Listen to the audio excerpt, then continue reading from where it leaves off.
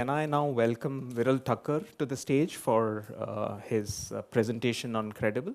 Good afternoon, everyone, and thank you for having me here. This is my fourth year at Engaging India at Alma Dallin, so really happy to be here.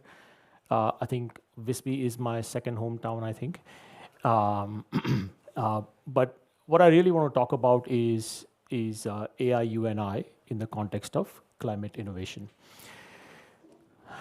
So, we are obviously going through probably the biggest energy shock that we've experienced, possibly in a long time. And regardless of how this ends, I have a theory that in a perverse manner, this particular conflict will probably have done more for accelerating energy transition than any other trigger ever before, right? We'll see how this plays out. And why do I say that, right? So every country right now, and I attended several seminars and panels through the past couple of days, and every energy-related panel has been talking about, energy independence and the impact of energy strain that we are going through. Let's take mobility or transportation for a moment. You see, the Scandinavian countries have led in EV adoption. I think 80-90% of your cars in these countries are EVs. China is obviously driving a lot of that, 50%. Vietnam's there, Singapore's there. India's been a bit far behind. But if you just look at the 3 months between when the war started and today, the share of EVs in new vehicle sales has gone from 3.3% to 6.9% in a matter of months, right? You can argue it's a very small number, doesn't matter, this, that, but the market is growing, right? So this is increasing share in a growing market.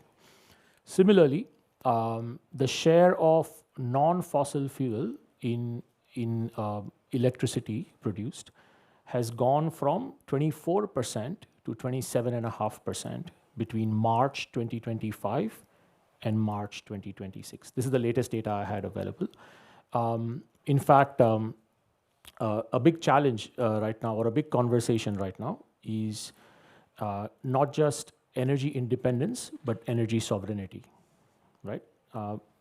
By the way, full disclaimer, coal is also growing in India for that same reason, but growing at a much smaller pace. Overall energy use went up by 6%, coal went up only by 2%, right? So vast majority of the growth is coming from non-fossil fuels. So in that context, what role can AI play, right? So I see this in two ways. One is AI for AI, and other is AI for rest of the industry. What do I mean by that? So Google had this principle way back when, the first thing you should do is do no evil, right? So AI right now is a bit of a villain because of its energy needs and its demands on water, right? And that's, I think 40% of data center projects in US are stalled because of opposition from communities. So the first thing that AI can do is, not consume that much more energy. Very relevant in the Indian context because even as this renewable energy has grown, in the first quarter alone, 300 gigawatt hours of energy, renewable energy, was curtailed. I'm sure all of you know this, but just to contextualize, that's the renewable energy that was not put in the grid because the grid couldn't handle it because there's a minimum limit to which you can take the coal power down, right? 54% or so. So that's an important constraint. So AI can obviously help by optimizing the grid and distributing power more in a more equitable manner. But I digress just a little bit. But I just wanted to set this context for what AI means. You can go to the next slide.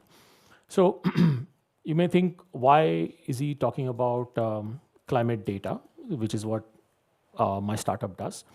So the thesis is that most climate data would not survive an audit. And why do I say that?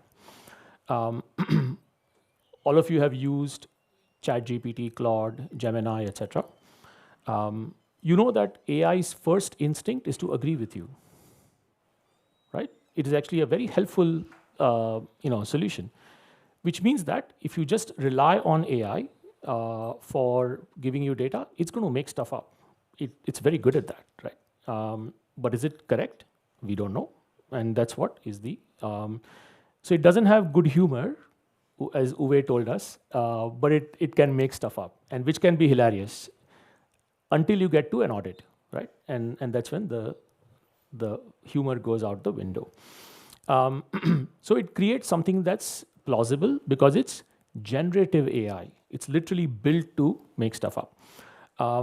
So we said, let's build something that doesn't make stuff up, never invents a number, but does a good job of computing what you have, right?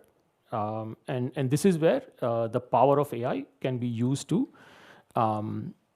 bring together emission factors and based on the regions and the locations and the industry to give the right answer for the right person. And by the way, in our little way, it also helps reduce the cost of running those models by not tampering with unnecessary variations. Go to the next slide. So we said, let's look for what do we do to make this more of a regular occurrence. So we said we'll take AI from a feature to where AI becomes a part of your team, a core member of your team. So we have 5 agents that we developed. AI, by the way, in our application, we are a software, a SaaS firm, is not monolithical, right? It's not a single model. It's literally a constellation of models of different from different providers and different varieties. And I'll explain how this works. So the ringleader is what's called EVA. EVA is what you go to for your questions. It understands the context and puts together other agents to solve and answer your questions. EVA is supported by Atlas that takes care of your data because your data is unstructured all over the place in different formats. There is what's called Quill. Quill is your reporting agent, and its core capability is understanding the different regulatory standards. Then there is something called Verity. Verity is responsible for auditing. It's looking at your data for data quality all the time. And my favorite is what's called Sira. Sira is the in-house climate scientist. That's a big word. It's a mini scientist. I know I'm here with a lot of real scientists here. But I know this sounds like a Marvel Cinematic Universe, but AI version, but that's what we have. If you go to the next slide. So why Sira and why is it my favorite? So Sira is equipped with a number of capabilities. Number one, it has understood or it has been fed methodology, right? So all the different standards that exist, it's aware. Number two, it knows all of the emission factors, actually 15 emission factor databases, etc. It has been fed with climate risk models, and so therefore it's able to understand physical and transition risks, and it is a decarbonization advisor. And this is where I think the biggest impact can happen, AI for climate change or AI for sustainability. Why? Because once you feed your goals into, or once you tell Sira what your climate goals are, it runs these different climate scenarios and tells you based on the various climate scenarios, what are the projects or initiatives that you want to undertake. It builds what's called a marginal abatement cost curve that helps you prioritize projects that deliver value earlier or sooner, and then helps you, build a view of what your internal carbon price would be for you to determine which one to go after, right? So that's really the capability that it has. What's changed now is the ability of AI to democratize some of these solutions and bring them to the fore, right, for rapid implementation, discovery and implementation. Go to the next slide for a moment, please. So AI can, in my mind, can accelerate the climate transition by, and I think in Darya's session, you guys talked about innovation at speed and scale. And I didn't know this, but that's what I wanted to talk about. So very, very interesting that the two tied together. So it's important that we understand that the way the agents are working together, there is substantial ability to deliver trust in what you say, speed in what you do, and scale in terms of impact, both for the organization and for the wider community. So we think these agents can work together to deliver and accelerate that. One important bit about the way we are trying to do this is your AI models need what's called a robust harness, right? The models are all there, but not all models are used for everything, right? So for those of you who watched Big Bang Theory, if you need time of the day, you will not ask that question to Sheldon, right? Because you'll get a long 10-minute answer, which is over, sorry, I had to bring that in. So we actively work to downscale some of the models, because for everything, I don't need to ask the latest frontier model, right? So we are playing with either a flash version or a fast version of a model. We work with frontier and edge models. So edge models is what resides on a computing device and doesn't have to go to the cloud.